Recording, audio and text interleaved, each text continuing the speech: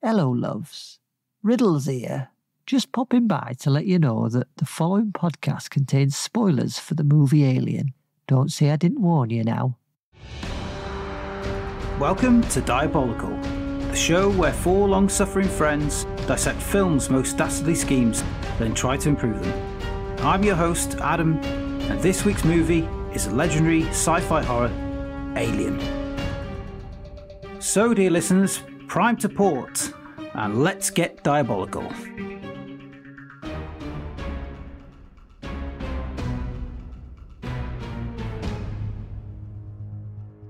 Welcome to this week's episode.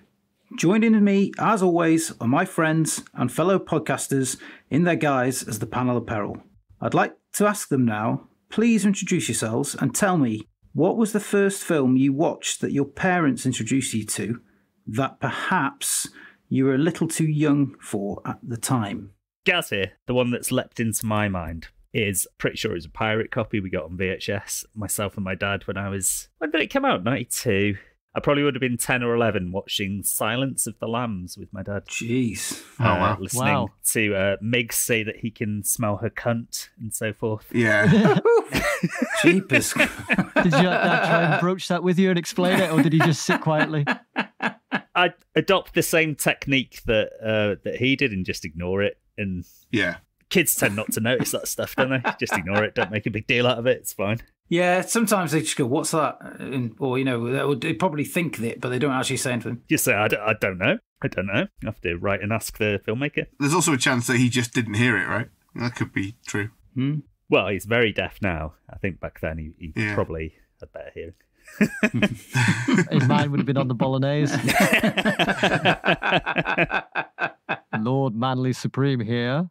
And when I first got this brief, it just said, what was the first film that your parents introduced you to? And for me, I remember going to Llandudno Cinema and watching Little Mermaid with my mum.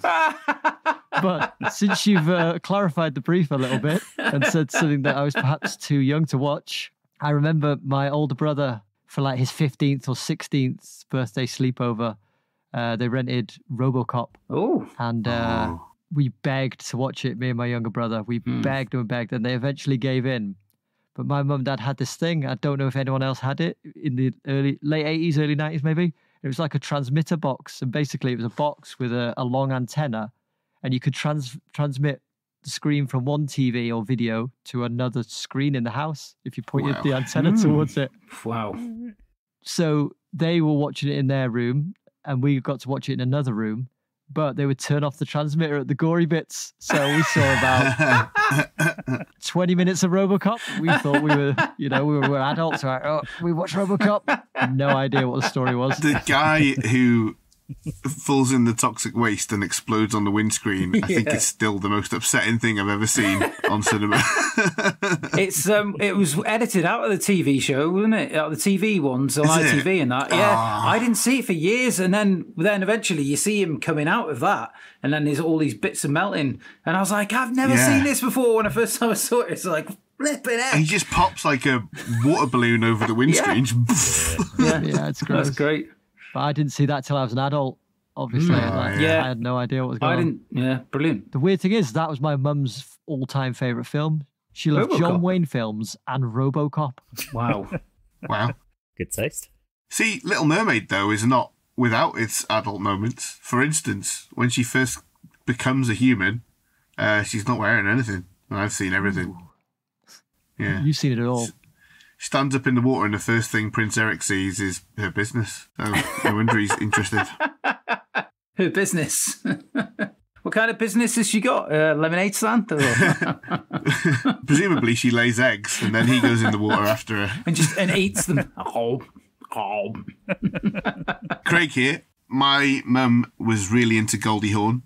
So when I was a kid, I saw films like Private Benjamin, Wildcats, that were probably like 15s. My dad probably, he's not a massive film guy, but he for sure would have let me watch something like The Good, the Bad and the Ugly. But like a lot of us, my siblings were a lot older than me. So my brother's 10 years older than me. And that meant when I was 8 years old, I think, I had seen Predator, Uncut, and Highlander.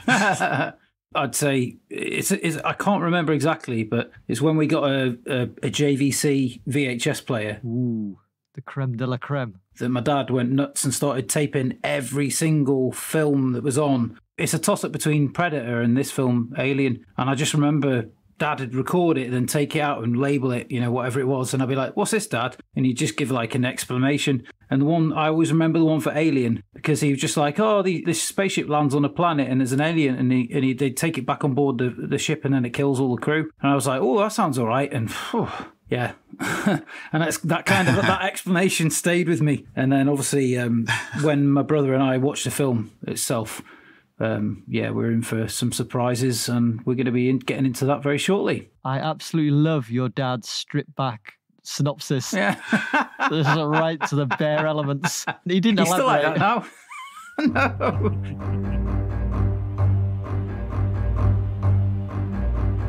No. Apparently, in space, no one can hear you scream. However, the panel of peril screams of yeah or meh have been known to bend the rules of space and time and, occasionally, defy logic. So, with that in mind, please can I have a yeah or meh for these films from 1979? Superman! Yeah. What was it? I missed it. I'm not kidding. It was Critters 4, the crittering. No, critical mass, actually. Critterous all sorts. No, it was Superman! Superman, yeah. Even though the ending is bonkers. My head is saying yeah, but my heart's saying it's a bit boring. You've a JJ saying no. So I'm going to go meh. I probably wouldn't watch it now, so I'll say meh. Oh, I'd definitely watch it now. If it was on a Sunday afternoon on ITV2, I'd be like, yeah, I'm watching this. Oh, I'd be asleep in 4 minutes. Oh, 4 minutes, that Sunday long? afternoon. Rocky 2. Yeah. Yeah. Yeah. Watched it the other day. Yeah, I know you've been rewatching them. I think it's a meh for me because I don't remember it very well, but I do know that the ending of Rocky is perfect. And I didn't really understand the point of a rematch where... Going back, yeah. Yeah, I know what you mean. The thing that got pointed out to me on another podcast called the Total Reboot Podcast is that each Rocky film is vaguely autobiographical to Sylvester Stallone. So the first one, he's like the lovable schlub who almost makes it because he was sort of down on his luck. Porn actor, basically, wasn't he, when he made that? And the second one, he gets his taste of success. The third one, his success is kind of revealed to be a bit of a sham. Yeah. The fourth one, he's trying to end the Cold War. Unsuccessful. You can sort of see it there. Yeah. That's good. I've never thought of it like that before. That's quite an interesting take on it. Yeah. Yeah, a take with no problems whatsoever. No notes. Apocalypse Now. Yeah. I'm going to say meh. Not a fan of it. Yeah, me too. I'm going to say meh as well. The Life of Brian. Yeah. Yes. Yeah. Cannibal Holocaust. Never seen it. I think I've seen it once, and I think it's a meh. Meh. Yeah, not my cup of tea. It is a meh. Yeah, it's just shock value, and there's nothing really in it for anybody other than it's a gore fest. I love the bit where they pull his cock off and they eat it. Oh, that's great.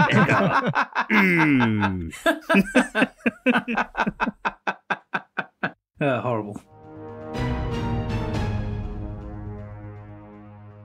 Later on, we will be competing to improve the villainous plot of the week, but for now, we'll take a dive into the film itself. Commercial mining vessel Nostromo is diverted from its voyage back to Earth, where it intercepts a distress message from a nearby solar system.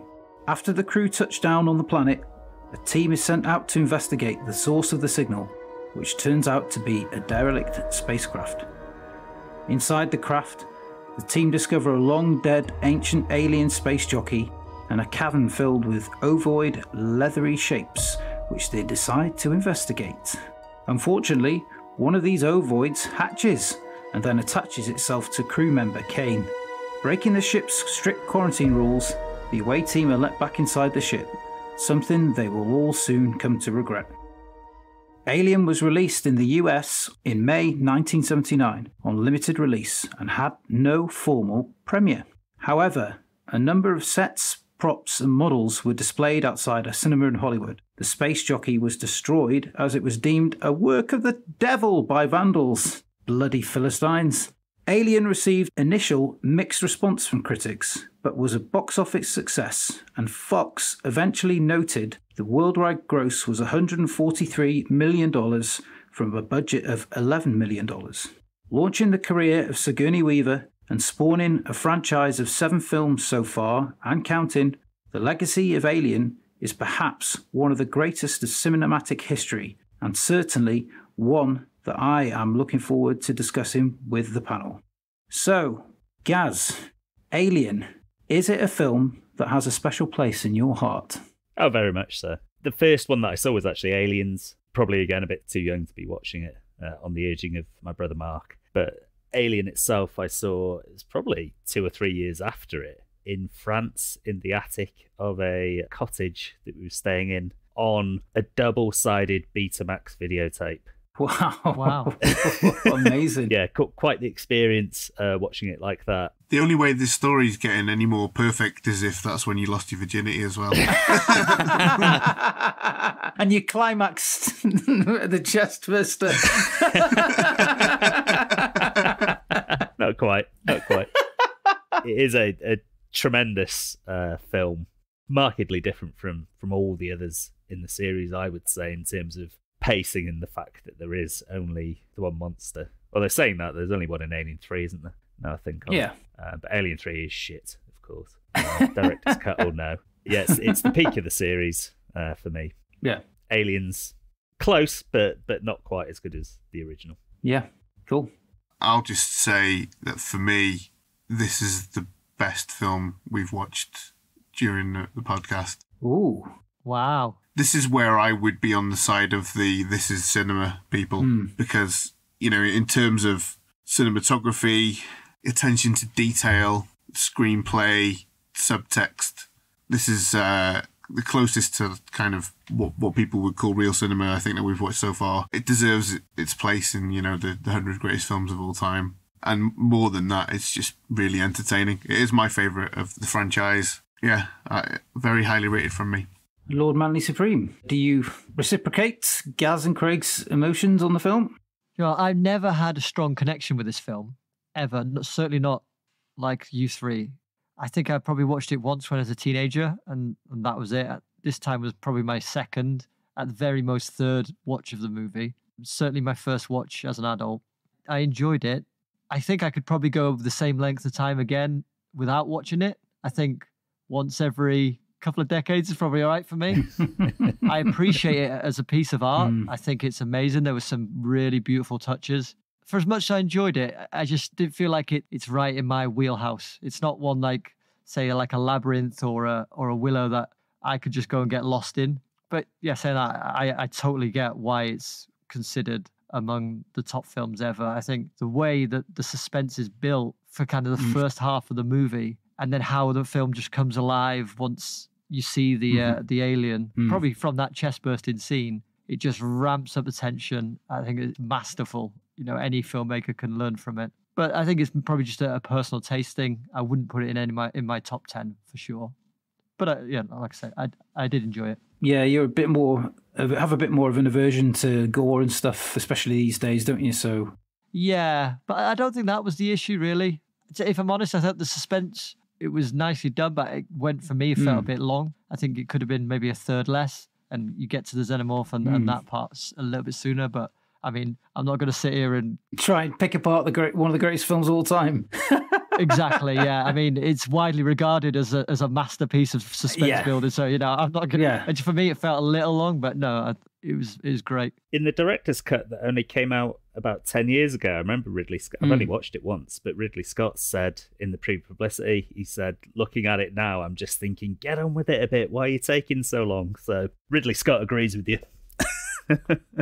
Me picking this film, and I did say at the end of last week's episode, it's one of my favourite films of all time, and it is in my top 3, and I think as a work of suspense, there's only one other film really that is in the same league as this, and that's The Thing. That followed 3 years after this. It's just unbelievable, and there's so much. I watched it on Disney, so it's top quality copy to watch it on. Oh yeah, it looked the business, didn't it? Really well remastered. Yeah. It was one of those ones, it was like they made it so well at the time. And the same with, I felt like Roger Rabbit, that it maybe the 4K and stuff would bring out some discrepancies and little rough finishes here and there, but it's not. It's just absolutely gorgeous. And the only problems that I had years ago are still the same problems now. But it's just brilliant film, fantastic casting, the creature design. I know why you love it.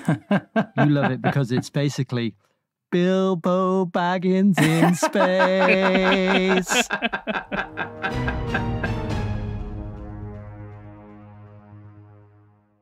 Have you seen the initial design that the concept artist Ron Cobb did for Alien? I don't think so. I shall send it to you now via the magic of WhatsApp.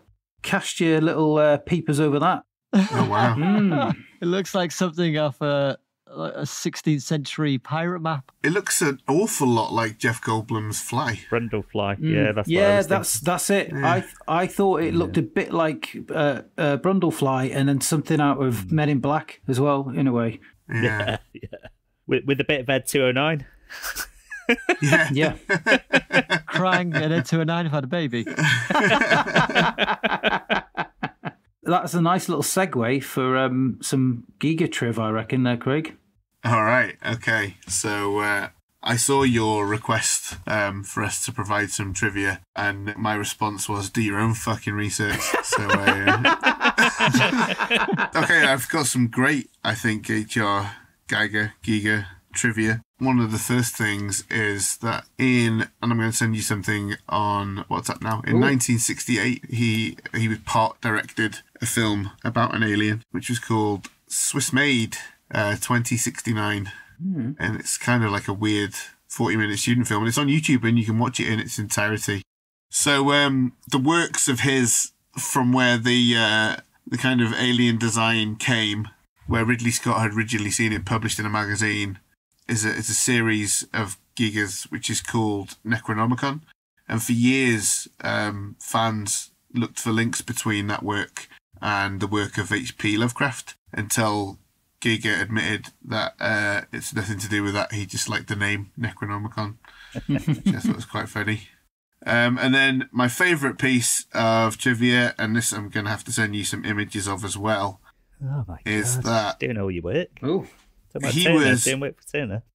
originally commissioned to design the Batmobile for Batman Forever. And as you can see, his design is quite something. Wow. It's kind of like a lobster claw. It's got some cool practical things that it can do, like it can open up into different formations. We're going to say it can open a can. It looks more like a spaceship than a car, though, doesn't it? I would say that's more like some sort of like Star Wars type of ship. That would look more at home on fucking wacky races than in Batman. Those fins look like the Batman 66 Batmobile on that pencil drawing. Yeah, I see a lot of the 66 one in there, yeah. So I hope you have enjoyed my HR Giga trivia. You've raised the trivia bar very high there, Craig. There's no way Gaz is going to get anywhere near that. I just need 1 minute. So look, he's going to do some research now. He's panicking. No, I've got research. I've got research. Don't worry. I'll be back in about 15 minutes.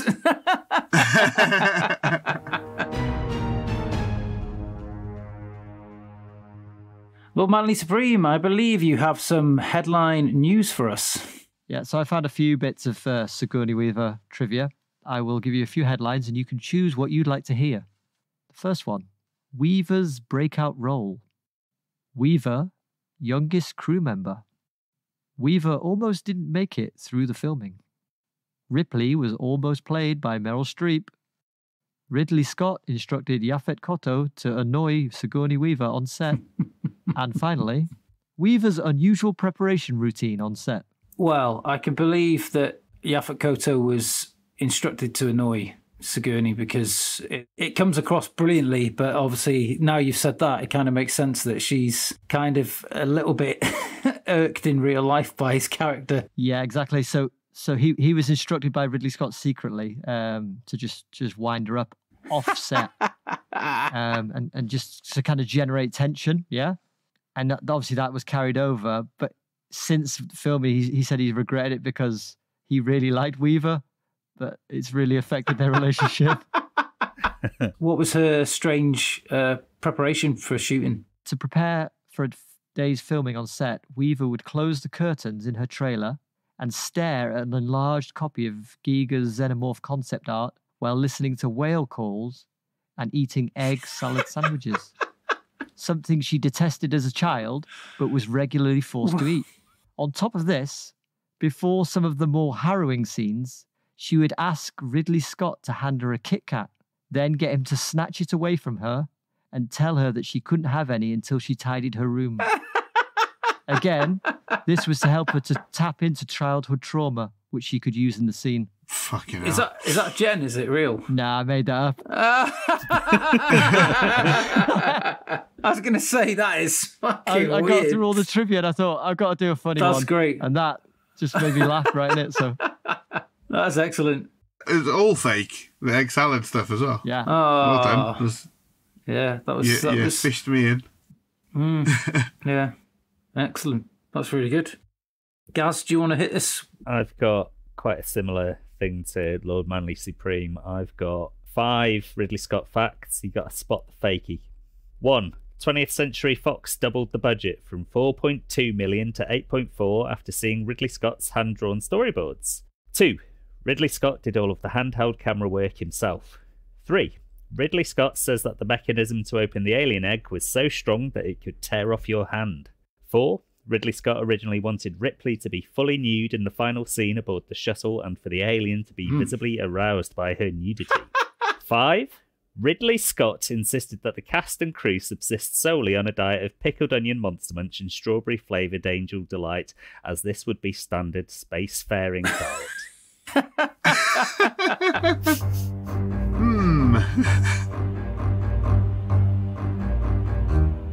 Should we all go through our favourite bits?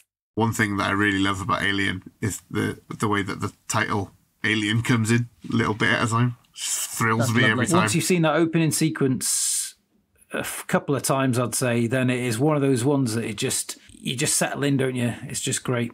One of the most haunting opening sequences, I think, really. Yeah.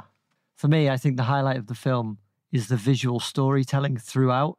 Right from that opening panning shot when you're going through the cold, quiet ship and you see that drinking bird just nodding, because it shows so much. You know, although the ship's quiet, there's life there. You know that the people that put it there have got a sense of humor, that they tell you a little bit about the crew, and when you meet them and you find out they're kind of all working class Joes, it fits, and there's just so many touches like that. It feels like a real spaceship, doesn't it? Partly because of the visuals, but also because of the sound design, like that constant hum. Yeah, that too. Everything feels really lived in. Yeah. Kane's pilot chair is one of them ones for me, or the leather's all cracked where he's been sitting in it. The attention to that detail, I think for me, is the highlight. It really tells a story. Funny enough, you should mention that. That is down to the original concept artist who worked on the film, who did the interior and the external designs of the Nostromo and Nostromo B and the Narcissus and stuff like that.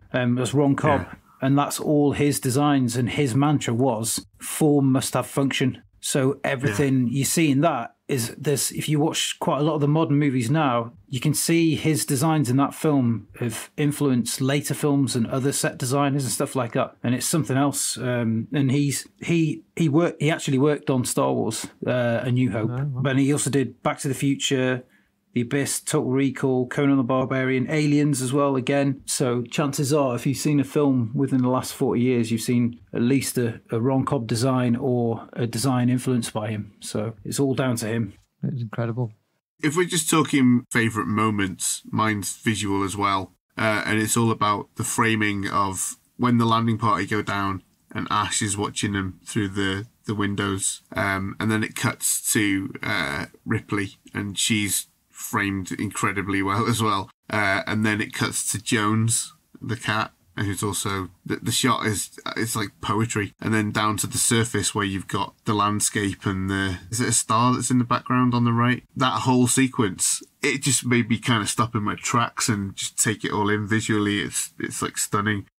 Yeah, this film really made me long for practical effects even more. It's a masterclass. Yeah, Alien holds up much better than its sequels. Even Resurrection has some ropey CGI in it, doesn't it? I think that's partly down to how much they're shown. So like the Alien, I think another fact that I read is it literally only has 3 minutes of screen time, which is mad when you think about it. Yeah, but even the model shots of the ship in space and the landscapes, the alien landscapes, and all the practical set design of like the space jockey and all that. Yeah. The chest burst is the one thing where I would maybe go, that looks kind of stupid when it like runs along. That bit, perhaps. But the burst itself, because you see the reactions of the actors, and they didn't know what was coming, did they? They didn't know there was going to be real blood. You feel it. That's all like butcher's bits, isn't it? Tripe and all sorts. Yeah.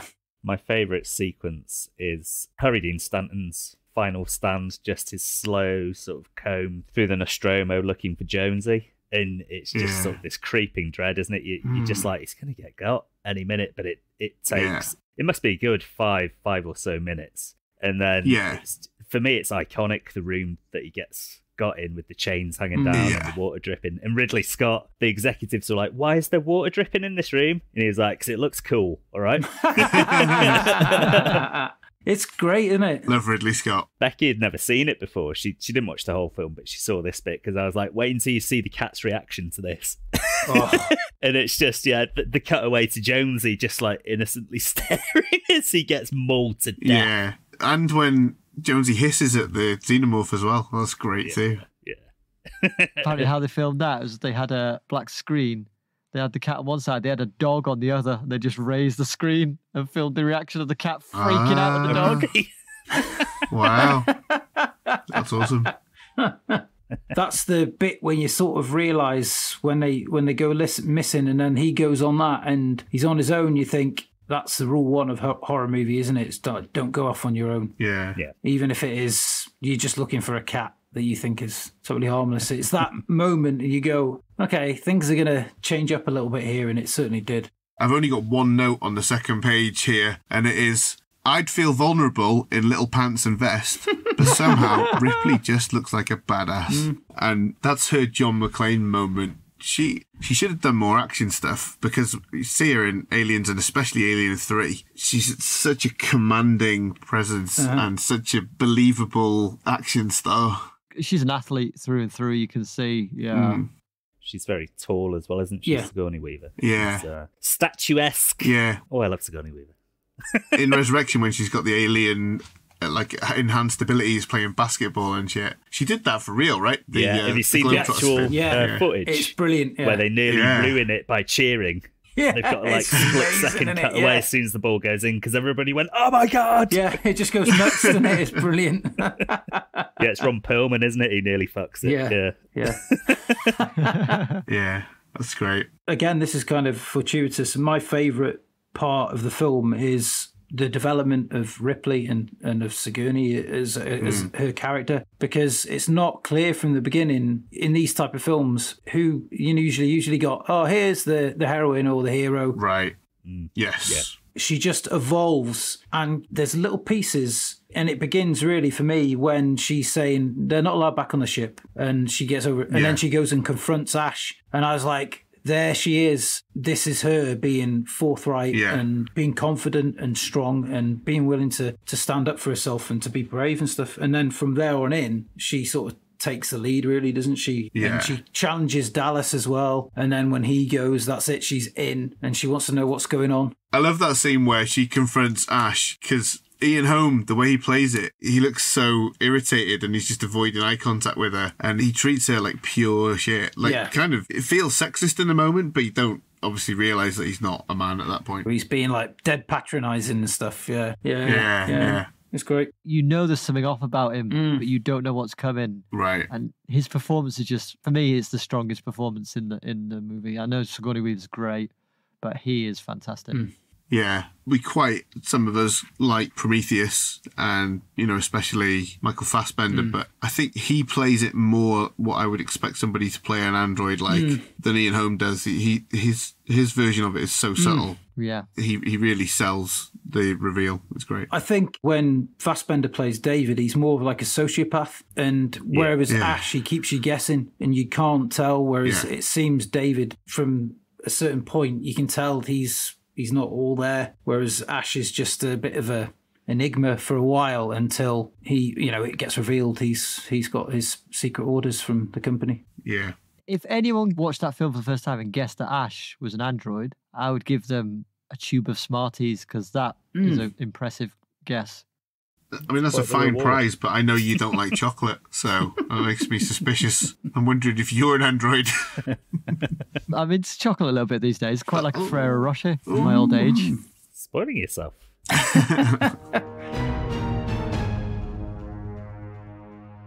Right, should we get on to favourite lines, please? Me.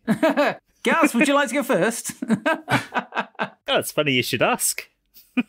Actually, I'd like to do a contest for favourite line, who goes first, and I want you to raise your hands and try and get my attention like you were trying to answer a question you really knew in class when you were about 8 years old. Ready, go. Sir. Me. Sir. Me.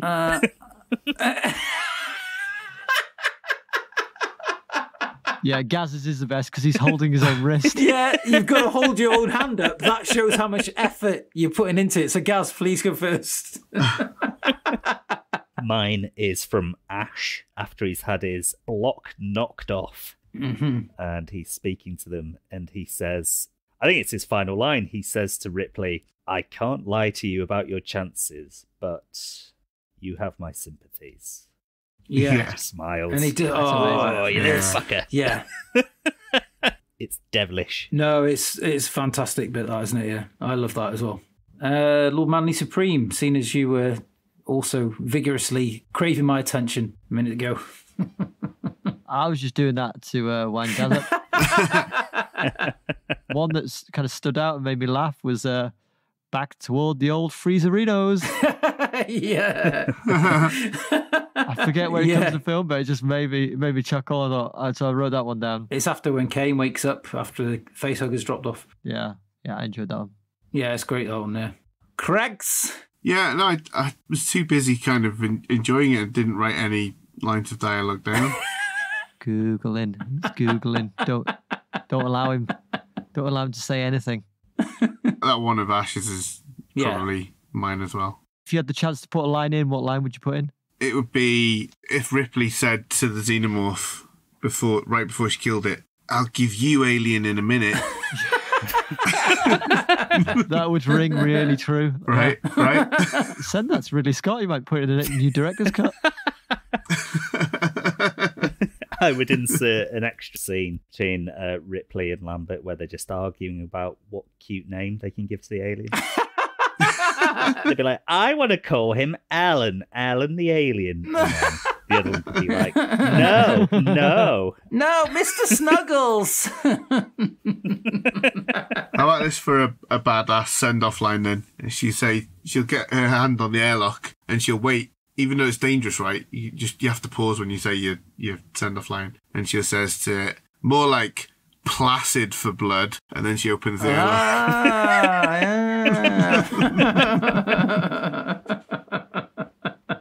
My favourite line is, and I don't think I've picked it up before, but it just made me laugh as soon as I heard it. It's just when they go hunting for the little chest burster, it's like, micro changes in air density, my ass.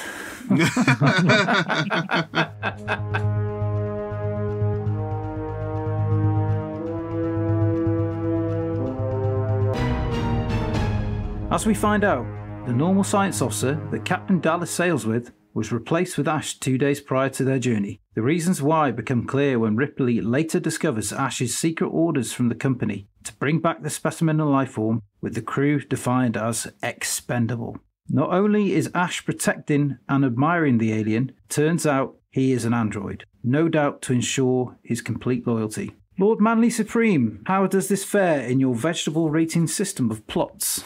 It is a sneaky one. Very sneaky. There was no way I would have guessed it. I couldn't see any of it coming. It wasn't ultimately successful because of Ripley, obviously. But for its low down, sneaky nature, I'm giving it 11 florets of broccoli. So it's a joint second placer. It's Wow. yeah. High praise indeed. It goes to 11. It is a hell of a plan. I mean, those evil corpo bastards sitting around the meeting table coming up with that. Oh, they got some nerve, haven't they? Phew. It's such a chilling, cold line as well, isn't it? Crew expendable. Yeah. Very, very stark. Yeah. Just like, oh man, to be in charge and just have that as a directive. Crew expendable. Bastards. Yeah. Yeah. Craig? I think it's an absolutely balls plan. I think it's terrible.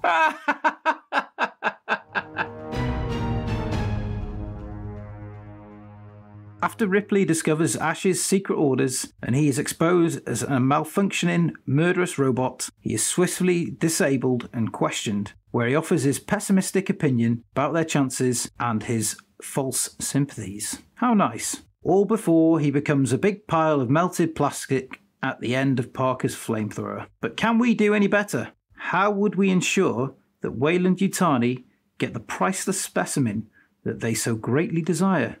Craig, is your android glass of milk half full or half empty? Let's play a game. A numbers game. A good game. A generation game. Let's meet the 8 who are going to generate 7 crew members plus 1 cat.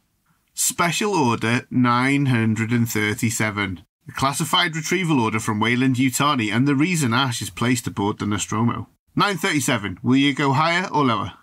Lower. 426. LV 426. The supposed distress call from LV 426, in fact a warning beacon, a fact known to Ash. The company fully expects to find alien life at the crash site and sends Ash to ensure its safe return to their facilities orbiting the Earth for study. Which begs the question, when Kane returns to the Nostromo with an alien creature attached to his face, why doesn't Ash simply agree to Parker's suggestion they place Kane in cryo for the trip back? The sequel Aliens offers a partial explanation for this, as Ripley explains why Burke needed Newt to become an already impregnated host in order to clear quarantine, since the organism never would. Indeed, Ash has to ignore quarantine protocols against Ripley's orders in order to simply get Kane and the facehugger back aboard the Nostromo, let alone back to Earth. So he must let things play out the way they do to a point in order to discover how the alien gestation cycle works. Once he's been party to Kane rudely ruining lunch, his mind turns to murder, perhaps because he's an android and wouldn't immediately think like a human. But the answer is there if he is only observant. The only real voice of dissent is Ripley, which is why in the film he attacks her first. Dallas is a company man, content to do as he's told. Lambert is traumatized beyond the capacity for rational thought. Jones is a cat and therefore a fucking idiot. But the ones you need to pay attention to are the guys at the bottom, Parker and Brett. Ash is already well aware of how they feel about their pay and has already used this knowledge to manipulate them previously. So let's take that a step further. Let's tell them I've developed a portable egg stasis chamber, just like I was able to quickly knock up a tracker to locate the chest burster. Now, let's tell them about the huge bonus the company is prepared to offer if we return with a dozen eggs, and the total withdrawal of full pay if we refuse. We won't make the same mistakes as Kane, I assure them. We know where he went wrong. To keep them thinking about the reward over the risk, I describe to them some of the sweet things they can spend their money on. An Emma Portier's two-piece suit with a stylish popped collar lapel. A box of Fleischmann's Simply Homemade Cornbread Baking Mix. A pair of Reebok Alien Stomper trainers. A year's supply of whiskey cubes and a Kenwood Whiskey Cube Laser Melter Pro. A P5000 powered workloader. A crate of Aspen beer. A cuddly toy. Hey. Some poontang. I'm going to send you some images of those goodies so you can see some of the things that I mentioned.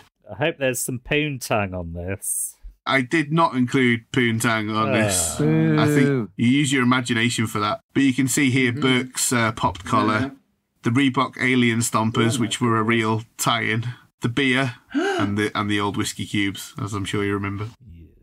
Even if they don't exactly bite my hand off, the majority of the crew will be on board with returning to the space jockey ship to harvest our big score, and we'll leave Ripley behind with Dallas and the cattle prod to take care of the tiny little chestburster. Down on LV-426, I play a risky game. Not requiring a breathable atmosphere, I trip and fall into the egg fog, smashing my helmet visor. I play act panic, grasping at the hole. As the others rush to my aid, I calm down, remove my helmet slowly, and, furrowing my brow, I tell them, to all of our astonishment, that the atmosphere is breathable. It must be something to do with the alien spacecraft, I tell them. The distraction gave the surrounding eggs more than enough time to open, and the facehuggers within leap to the nearest living organisms. I take the crew back to the ship, and once again, I overrule Ripley and order Dallas to let us in. I explain that once the facehuggers have dropped off and died, we'll place the survivors in the cryotubes and get them to a facility where the incubating chestbursters can be safely surgically removed and destroyed. I admit to Ripley that they'll be studied, but posthumously, and to show her I mean it, I agree to help her and Dallas track down the one that's already loose aboard the ship and kill it with the flamethrower. It doesn't matter whether we succeed or fail. Either way, I'm going home with my prize. 3 aliens. You get nothing for a pair in this game. Didn't they do well? Very nice. I've got a question. To hunt aliens, would you really wear Reeboks? I mean, ask the marketing team at Fox. I don't know. That's the only bit I don't like. Maybe it doesn't mean hunting them. They're called alien stompers. Maybe it doesn't mean like any kind of violent act against an alien. Maybe it just means like stomping, like it's our stomping ground. Yeah. You wear them to hang out with aliens. Like Chumbawamba. Yeah. These are my Reeboks, and I wear them when I'm on my stomping ground, hanging out with my aliens. We alien fam. Exactly. You dazzled me with your Generation Game style plan. So much so that I was looking at the pictures and then I didn't hear part of your real plan. That was my hope. That was his plan all along. You could have been saying trifle for like the last 2 minutes and I wouldn't have understood anything. Craig Morris's plan 2, The Deadly Art of Illusion. You know how easily distracted I get, so that's part of your plan, which I have to admire as well, actually, to be fair. How do you drag those 2 guys back to the ship on your own? That's what I want to know. I'm an android. Android super strength. Yeah. Do they have super strength? I can't remember. Yeah, he does. Doesn't he grab Thingy on the chest and squeeze him, Parker? And he he just squeezes him, yeah. Yeah. Oh, squeezing me. He doesn't get the magazine that far down Ripley's throat. She's got a T-shirt. Well, if he's that strong, he just pop through it. Oh, imagine that. Teeth are remarkably resilient. I think even a normal human could do that one at a time. There's no rush, is there? The facehuggers aren't interested in him because he's not organic. All right. I'll allow it. So what happened to Parker and Brett? He offers them the bonus, tells them what they could spend their money on. Yeah. So they come down to LV-426 with him. So they're the ones that get facehugged? Yes. After taking their helmets off. Right, okay. They don't necessarily take the helmets off. So what I do is I fall down, and when I fall into the egg fog, I smash my helmet. And then I go, oh no, the atmosphere is breathable. But I don't count on them going, oh, okay, I'll just take my helmet off because, you know, they might not. They might be a bit wary. But it doesn't matter because the alien melts through Kane's visor and gets onto his face anyway. Yeah, it's the time, isn't it? Yeah, it's just to distract them while the egg's open, because obviously they know what Kane did, and they wouldn't immediately just go into the fog and peer at the eggs the way he did. But if I'm down in the fog and they're trying to help me, it's too late. Okie dokie. Gaz, let's hear what you've got to say. Ash is a very poor mulch. I have no doubts in my mind. After my account this week, I've watched Aliens so many times that I'm now pretty sure it's a really bad weed. But if not so bad, I can't help but wonder what this means for our history. Let's see how the movie would play out if Ash was a good robot instead of the evil tiff we all hate. I wrote the screenplay. In it now? Ashes. I'd say Chip, take it all to Mars. You may have unexpected news. Brett. Now? Parker. It's about bonus status. Ashes. Sorry, no. Dallas. We're about to reach LV426. I don't know what it is, but spit it out. Ashes. Well, you see it. Because I'm not a man at all. Instead, I'm fake.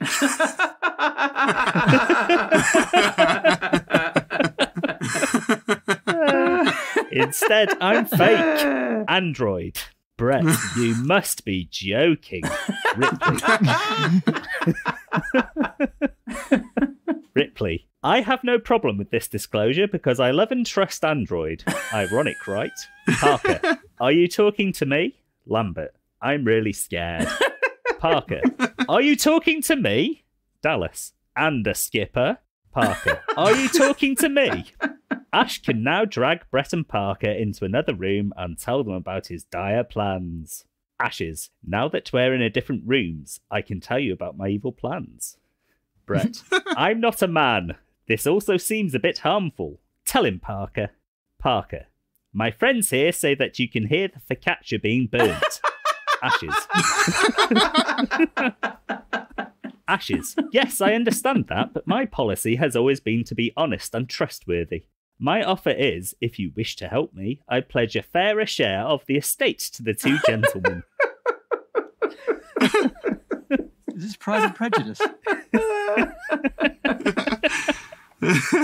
There is an alien creature on this planet. He then explained the plot of the film.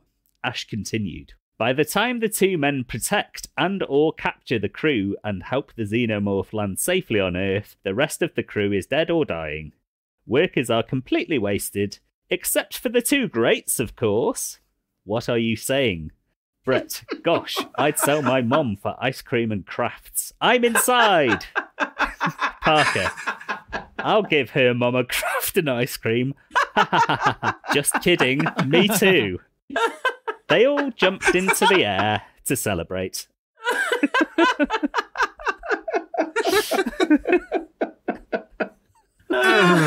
That's great.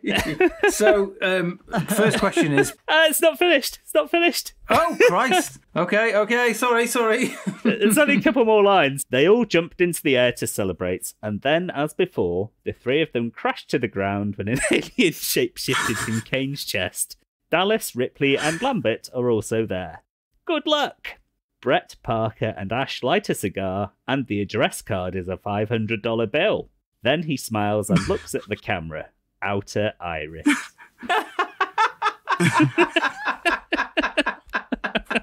Oh my God. What translation AI have you put it through this week? Okay, so it went English, Korean, Urdu, Icelandic, Sanskrit, Armenian, Welsh, Chinese, English. Wow. Not that convoluted this time. He could almost make it out. Almost. So, I only got one question. What is your plan? I had that question. Oh my God, this is strange. I had that question too.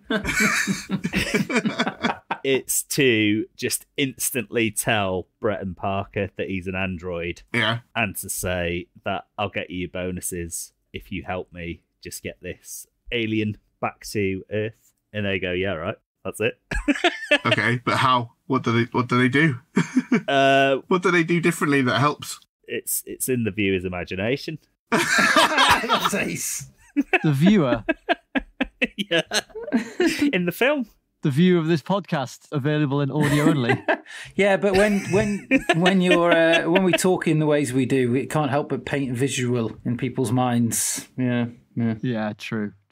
I think that when maybe if Ash goes a bit mad, that they can help temper the situation, perhaps. And I instead of hitting his head off with a fire extinguisher, yeah, or whatever, they would hit maybe Dallas's head off with a fire extinguisher instead.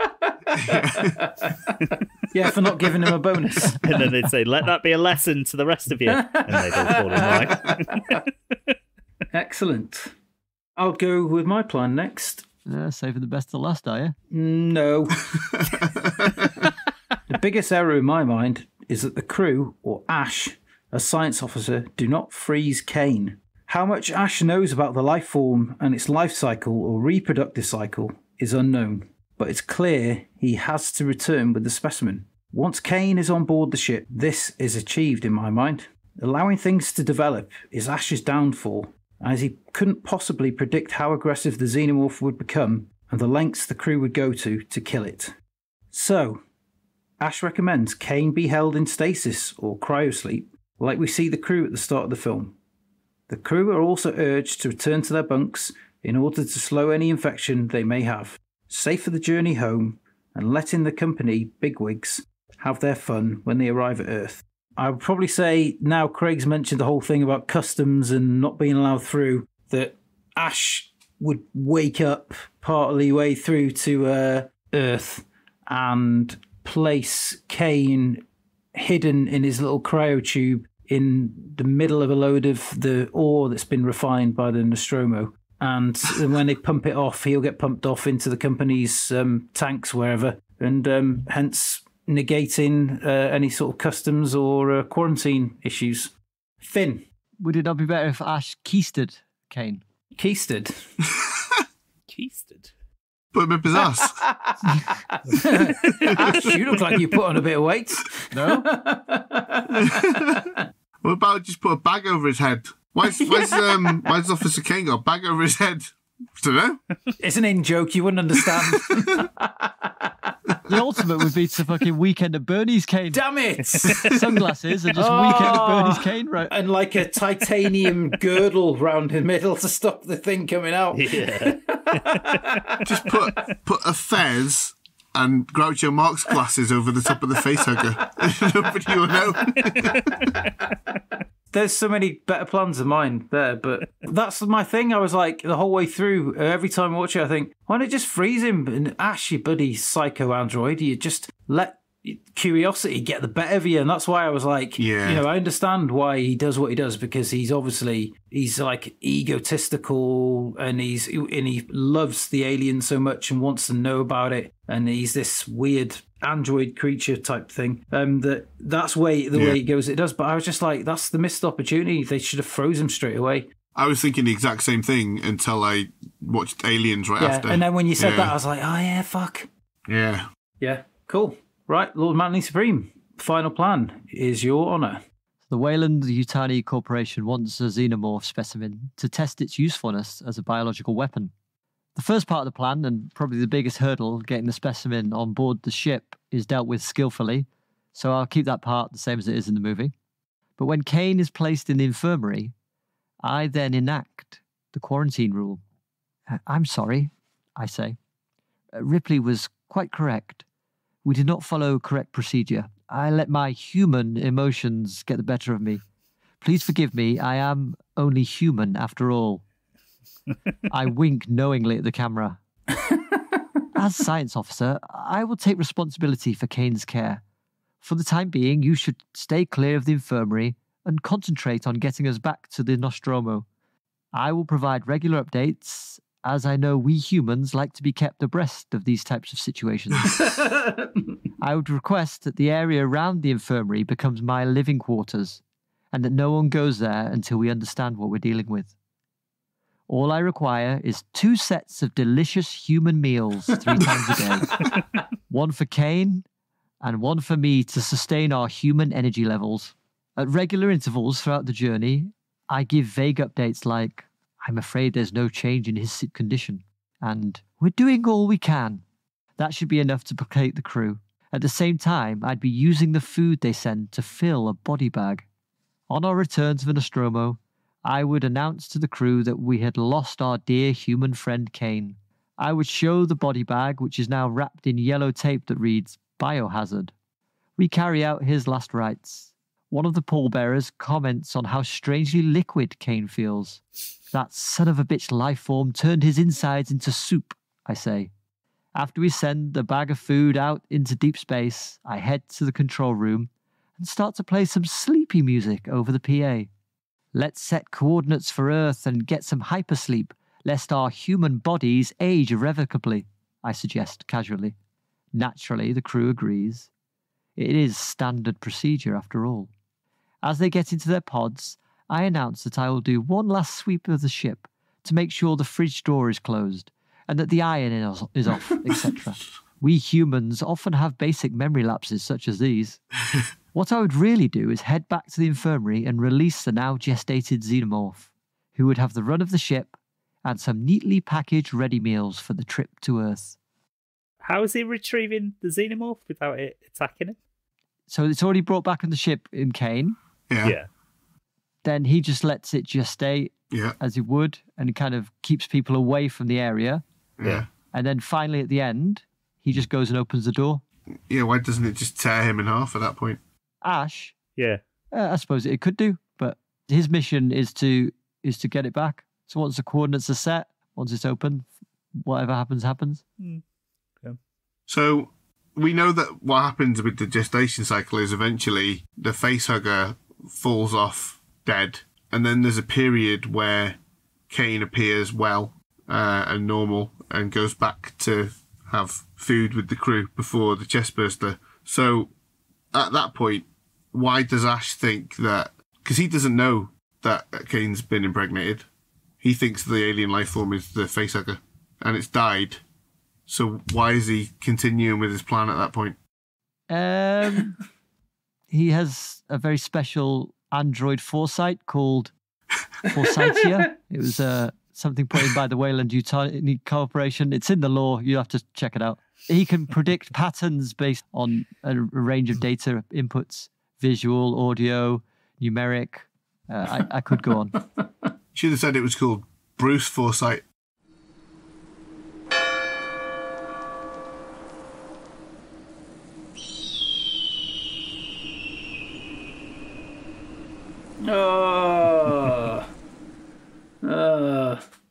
I guess he's got X-ray equipment to look at Kane, being as he's. He doesn't do that though, does he? Oh, he does. In my plan, he does. He gets it.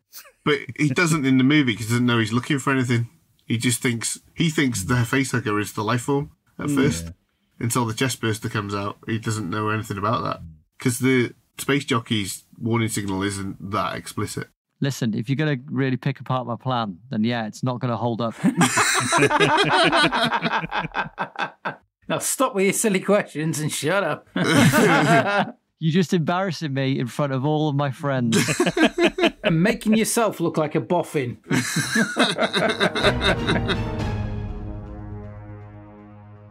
Some wickedly, dastardly schemes there, but in summation, we'll talk about them here before we vote.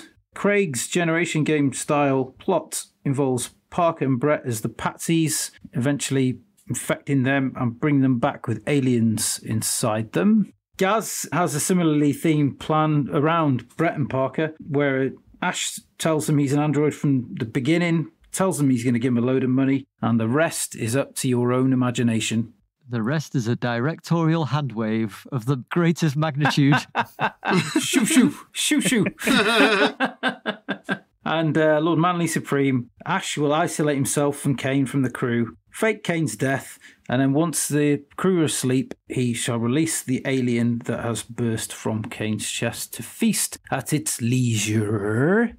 And my plan was to freeze Kane when he got on board the ship. Simple, really. But there can only be one winner, or not. Ho ho! Famously, last week there were 4 winners. Yeah, there was or 4 losers, should we say.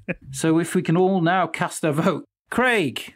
I have voted, and I had to think about this a lot because they were all great and they all had different things going on. But in the end, I voted for the one that I couldn't really pick any holes in because it didn't have much going on. And I voted for Gaz.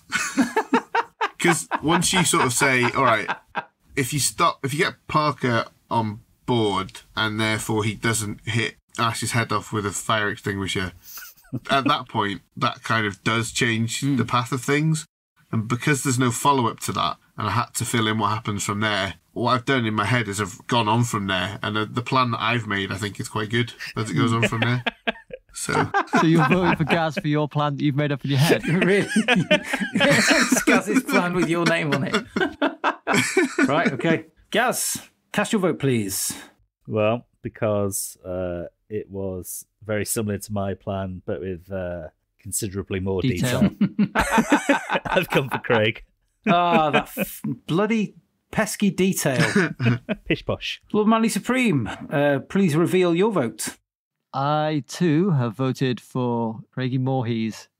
I can't see that, so I don't think that vote counts. Sorry, I'm going to have to disqualify you. Spoiled voting paper. No. Stop the count. Sorry, that's not acceptable.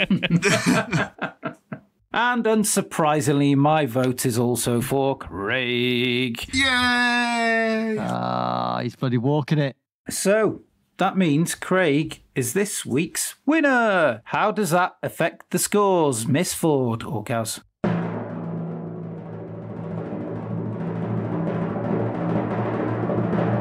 In top spot with 7.5 points is Craig.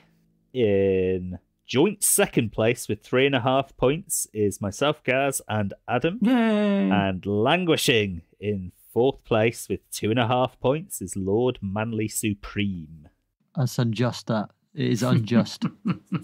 So, as reward for winning this week's episode, Craig doesn't get to choose next week's film. That falls to last place at the moment, but last season's winner, Lord Manly Supreme. Over to you. It's a film that I think we have to do, given that we're all huge fans of the TV show.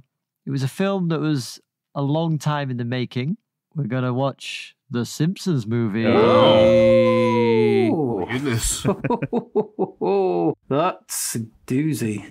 I shall look forward to that. I can watch it with the kids as well, which is awesome. No, please don't. No, I'm not allowed. You can have them in the room, but they're not allowed to face the TV. Okay. I've got to audio describe what's going on.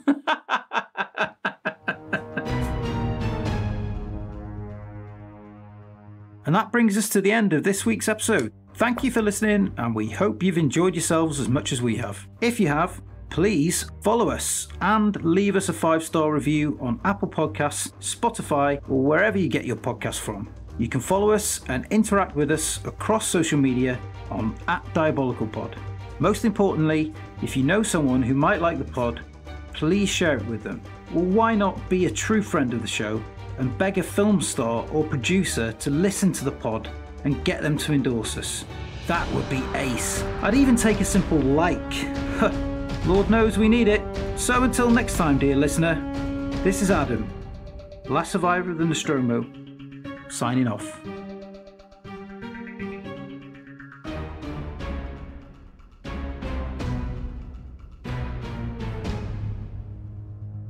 Not now, H.L. Giger. I'm eating a fruit corner.